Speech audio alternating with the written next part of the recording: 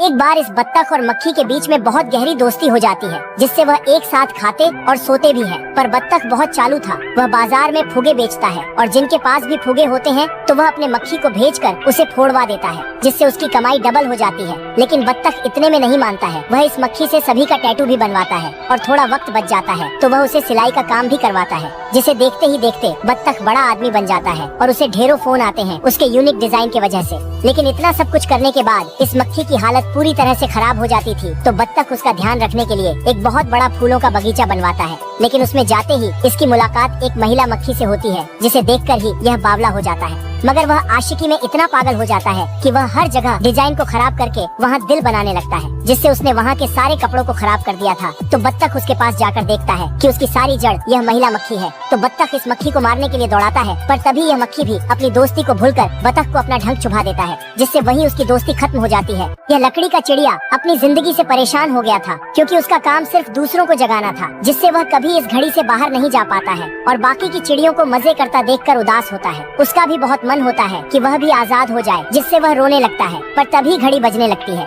जिससे गुस्सा होकर चिड़िया उस घड़ी को तोड़ देता है और बाहर आकर जोर जोर से चिल्लाता है। पर उसके अंदर जाने से पहले ही घड़ी का दरवाजा बंद हो जाता है, जिससे वह हरदम के लिए आजाद हो जाता है। तो वह सबसे पहले उड़कर चिड़ियों के इलाके में जाता है, जहाँ सारी चीजें इंसानों की तरह थी। पर जैसे ही वह वहाँ घूमने जाता है तो कुछ चिड़े मिलकर इसे परेशान करने लगते हैं और बिना मतलब के इसे पीट देते हैं, जिससे वह वहाँ से भी उदास होकर जाने लगता है। पर तभी वह खिड़की से देखता है कि एक चिड़िया पिंजरे में बंद है, तो वह अपने आप को रोक नहीं पाता है और भागकर इस पिंजरे को तोड़ देता है और उसे बाहर निकालता है। लेकिन तभी सारे चिड़े मिलकर उस पर हंसने लगते हैं, क्योंकि वह चिड़िया एक बार डांसर थी, जिससे उसकी फिर से पिटाई करके भगा देते हैं। आगे की कहानी के लिए एक लाइक करें।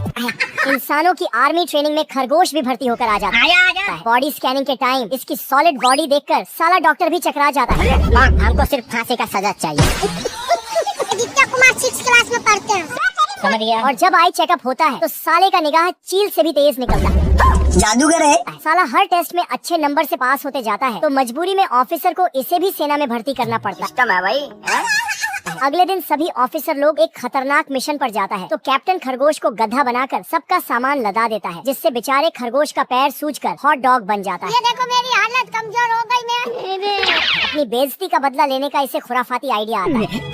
तो ये सुबह होते ही बड़े ऑफिसर की टोपी में बैठकर गरम गरम पानी से नहाने लगता है। कैप्टन आता है और इसे किनारे फेंक टोपी ऑफिसर को देता है। जैसे ही ये टोपी पहनता है इसका चमत्कार हो जाता है। ये गिद्ध अपने बच्चों को मोटिवेट कर रही थी।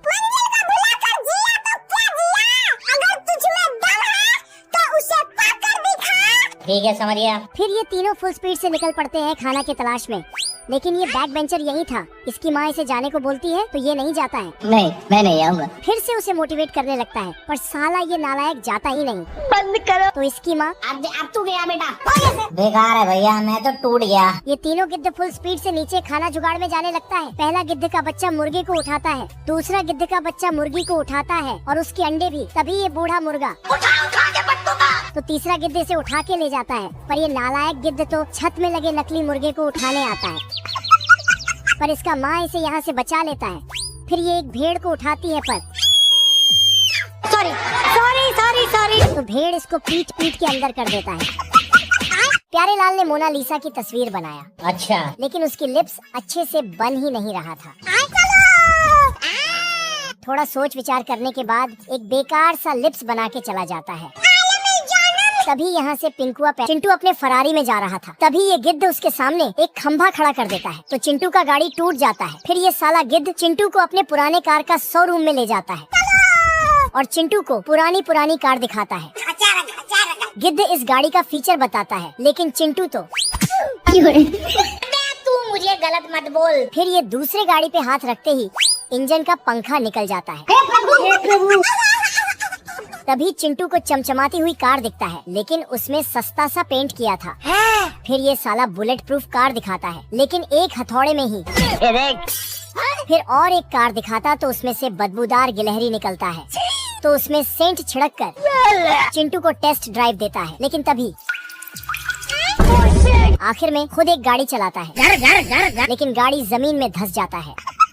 ये दोनों पेंगुइन और कुकुर ठंड से बचने के लिए बर्फ को काटकर उससे घर बना रहे थे। पर जब पेंगुइन एक बर्फ को काट रही थी, उसमें से एक जमा हुआ आदिमानव निकलता है, जिसको देखकर दोनों उसे तवे पर गर्म करने लगते हैं, जिससे आदिमानव 1000 सालों के बाद जाग भी जाता है। पर जागते ही उसे बहुत भूख लग जाती है, जिससे वह उन्हें चिकन और सॉसेज समझ लेता है, मुझे आने वाला बर्गर, और उनको ही खाने सोचता है। जिससे बचने के लिए पेंगुइन उसे हिरण की मुंडी खिला देता है और करीब लाओ, लेकिन उसे भी उसकी भूख नहीं मिटती है, जिससे वह उन्हें ही खाने के लिए दौड़ाने लगता है। तो यह भी उससे बचने के लिए घर में छिप जाते हैं। पर यह भूखड़ आदिमानव तो घर उठाकर घर में घुस जाता है, जिससे वह दोनों की हवा टाइट हो जाती है। तो वह फिर से कुकुर के पीछे पड़ जाता है, जिसको बचाने के लिए पेंगुइन अपने पीछे भालू को लेकर आती है और उसे इस आदिमानव के पास भेज देती है, जिससे आदिमानव की चड्डी गीली हो जाती है। तो वह वहाँ से ऐसा भागता है कि जहाँ से आया था वहीं पहुँच जाता है।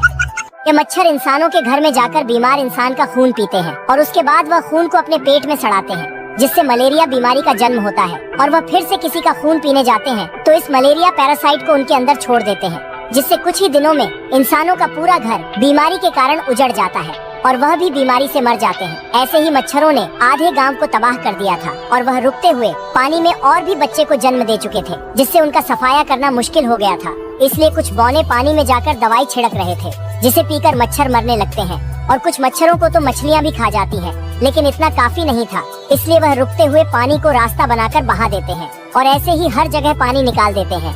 मगर इतना भी काफी नहीं था, तो वह अपने पानी को बचाने के लिए ऊपर जाली चढ़ा देते हैं और खिड़कियों पर भी वैसा ही करते हैं। और अंत में वह अपने आप को मच्छरदानी से ढक कर सोते हैं, जिससे कुछ ही दिनों में हर घर में सब ठीक हो जाते हैं और उनका परिवार पहले जैसा हो जाता है। बाबा रामदेव की जड़ी बूटी पीने के बाद इस मछली के अंदर चिड़ियों के जैसे पंख आ चुके हैं, अरे साला, जिससे ये हवा में भी तैर सकती है। इसी का फायदा उठाते हुए ये एक संगीतकार परिवार के पास जाता, लेकिन ये सभी उसे एलियन समझते और भाग जाते।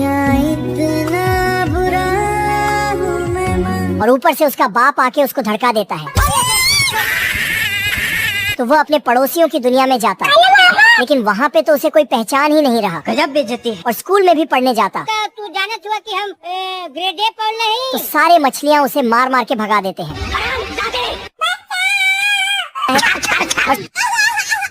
लेकिन तभी एक लंबी चोंच वाला खतरनाक प्राणी आके सभी मछलियों को कटाना से पकड़ पकड़ के खा जा रहा है। आया आया आया। तो तभी वह पक्षी स्पाइडरमैन की तरह आता है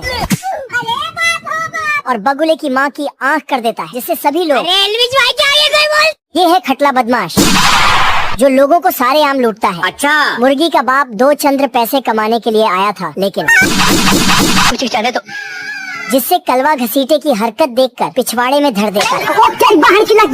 गजोधर के सामने छोटका फुल छोड़ में बैठा होता है, इसलिए ये वेटर से गिफ्ट दिलाता है और अपने घोड़े को शरीफ से डाकू बने की ट्रेनिंग देता है। आपने सबसे पहले घबराना नहीं। 2 आइसक्रीम मलाई मार के मौज करने लगते हैं।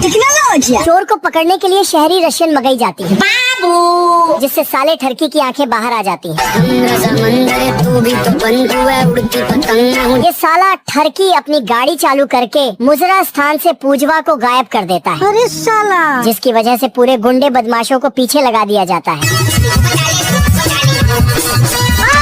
पूजवा को अपने दोस्त के घर में लाकर फायदा कमाने जा रहा था, तभी गन्ने का जूस बड़ा गिलास 20 रुपए का। ये तो जूस पीने निकल गया। आप लोग सब्सक्राइब कर लो। शुरू कर देता। मुर्गा हिलते डुलते, अब देख तू।